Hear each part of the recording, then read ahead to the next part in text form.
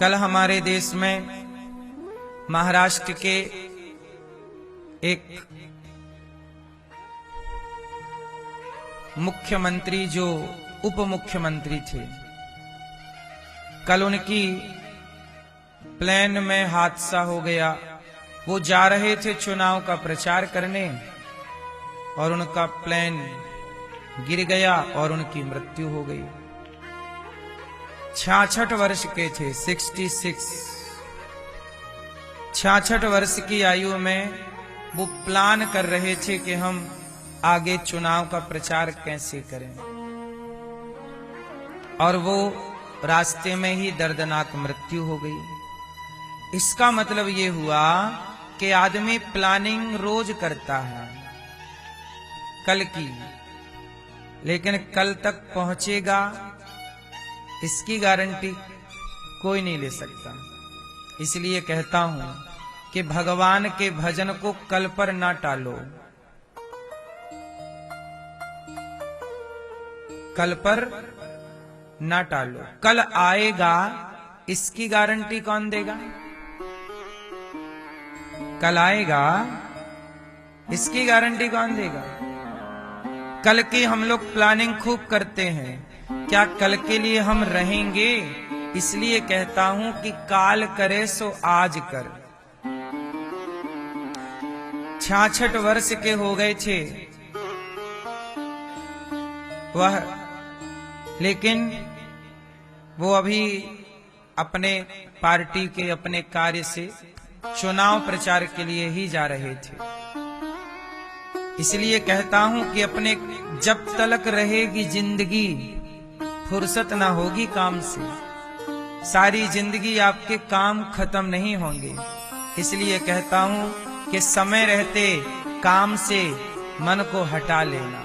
एक उम्र तक काम करना अच्छी बात है, पर एक उम्र के बाद काम को अब केवल भगवान का चिंतन करना, यही आपका काम रह जाए। इसी से आपका लोक परलोक संवरेगा। आत्म कल्याण करना ये भी तो आपका काम है। बोलो हाँ कि ना? सारी जिंदगी हम परिवार के लिए भागते रहें क्या?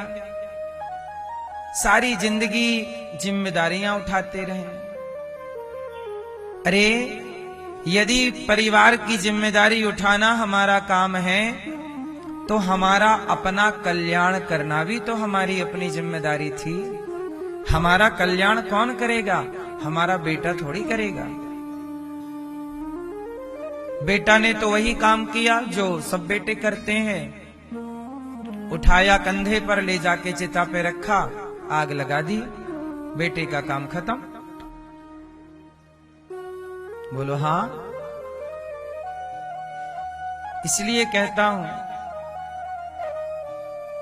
कि समय रहते काम धाम करके, समय रहते काम धाम से मुक्त हो जाइए और समय रहते ईश्वर को याद कर लीजिए, ताकि ये पछतावा ना रहे कि हमने भी थोड़ा सा वक्त भगवान को दिया होता। सारी जिंदगी भागते रहे और उसी भागम भाग में हम चले गए। क्यों आए? क्या करना था? क्या किया? इसलिए आप सबसे ये सवाल है, आप क्यों आए हैं संसार में? 50 साल तक, 60 साल तक अपने काम कीजिएगा और 60 साल के बाद भी बच जाओ तो बची हुई उम्र भगवान को दे देना। बोलो हाँ। वैसे भी 50 साल के बाद नहीं कहते कि हमारा गृहस्थ आश्रम 50 साल का है। 50 साल तक गृहस्थी में रहो, बेटा बेटी का विवाह हो जाए तो गृहस्थी से चित्त हटा लो, मन भगवान में लगा। उम्र भी कहती है 51 चलो वन, 52 चलो वन की ओर। हम लोग ही ऐसे पकड़ के बैठे हैं संसार को, सारी जिंदगी भाग रहे हैं। सुखदेव जी कहते हैं उतना ही पैसा कमाना चाहिए जितने की जरूरत है। कितना पैसा कमाओ? बोलो। जितनी जरूरत है नहीं तो पैसे का करोगे क्या? हमारी जरूरत ही नहीं है।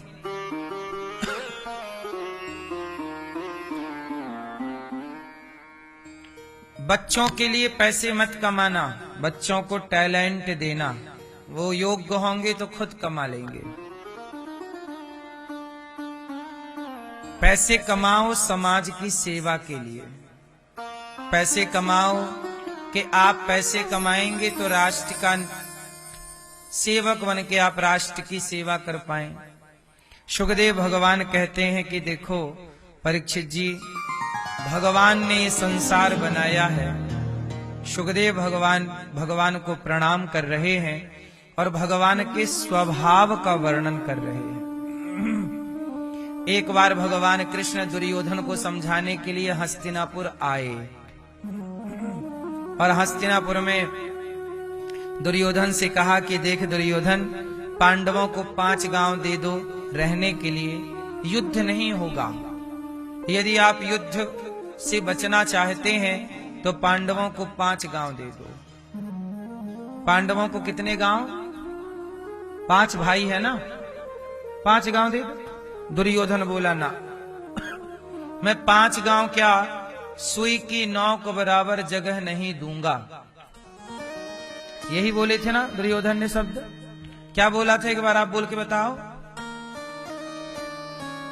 सुई की नौक बराबर भूमि भी मैं। अच्छा, अब दुर्योधन जिस भूमि के लिए लड़ता रहा वो भूमि आज भी जहां की तहां पड़ी है। ना हारने वाला दुर्योधन रहा, ना जीतने वाले पांडव रहे, लेकिन हस्तिनापुर की भूमि आज भी, जिसे आज आप लोग मेरठ कहते हैं, वह उस जमाने की हस्तिनापुर थी। जिस जमीन के लिए लड़के मर गए महाभारत में, वो जमीन आज भी जहां की तहां पड़ी है। और जमीनों के लिए लड़ने वाले मरते चले गए, मरते चले। और वो जगह आज भी, बताओ, दुर्योधन ले गया सुई की नौक बराबर? पांडव ले गए? ले कोई नहीं गया। आज भी वो भूमि पड़ी है। मेरठ के लोग उसी भूमि में आज भी रह रहे हैं। उसी भूमि को अब छगनलाल कह रहा है कि ये मेरी है। बोलो हाँ। अब उसका घर बना हुआ है। जिस भूमि के लिए हम लड़ते हैं वो भूमि जहां की तहां होती है और हम लड़ लड़ के मर जाते हैं, लड़ मर जाते हैं। इसलिए कहता हूं, समझदारी लड़ना नहीं है, प्रेम से रहना है। दुर्योधन के पास भगवान आए, पांडवों को दे दो, बोले नहीं दूंगा। बाद में दुर्योधन ने भगवान को 56 भोग परोसे, प्रभु खाओ, हमारी माता ने आपके लिए बनाए हैं 56 भोग। भगवान बोले दुर्योधन, तेरे भोजन में स्वाद तो है पर प्रेम नहीं है, और जिस भोजन में स्वाद होता है प्रेम नहीं होता, मैं प्रेम से हीन भोजन को ग्रहण नहीं करता। मैं तेरा भोजन नहीं खाऊंगा। तो क्या खाओगे? बोले हम विदुर जी के घर जाएंगे। और विदुर जी के घर गए, काकी से कहा काकी बड़ी भूख लगी है। काकी तो साग पका रही थी भतुए की, ना उसमें मिर्चा था, ना तेल, ना मसाला, ना कोई छौंका। पानी में उबाल कर साग भतुए की, इन्हीं खेतों में भतुआ होता है, भतुआ पकाया, खा लिया। भगवान कह रहे हैं वाह माँ क्या साग है, देखो जरा, जिसमें कोई स्वाद नहीं है। भगवान स्वाद नहीं देखते। उस साग में विदुरानी का जो प्रेम है वो प्रेम दुर्योधन के 56 भोगों में नहीं था, जो कि विदुरानी के साग में। और फिर भी भगवान ने कहा कि और कुछ मिल जाए तो केला तोड़ कर ले आइए। केले का फल फेंकती जाए, छिलका पकड़ाती जाए, और दुर्योधन की मेवा त्यागी साग विदुर घर खाई, सबसे ऊंची प्रेम सगाई। छिलकों का भोग लगा रहे हैं। अब बताओ, छिलकों में कोई स्वाद है? क्या है?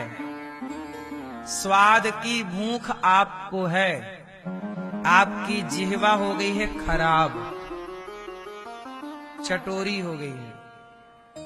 आपकी जीभ स्वाद के पीछे भागती है, पर भगवान की जिह्वा स्वाद के पीछे नहीं भागती। भगवान की जिह्वा तो प्रेम के पीछे भागती है। कहाँ प्रेम है? जहाँ प्रेम का स्वाद है वहीं भगवान जाएंगे। इसलिए भगवान प्रेम के भूखे हैं, ना कि स्वाद के।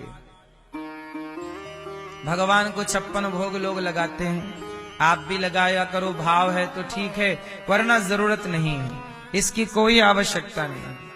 प्रेम हो, भाव है, तो भाव का भूखा हूं मैं, भाव ही एक सार है।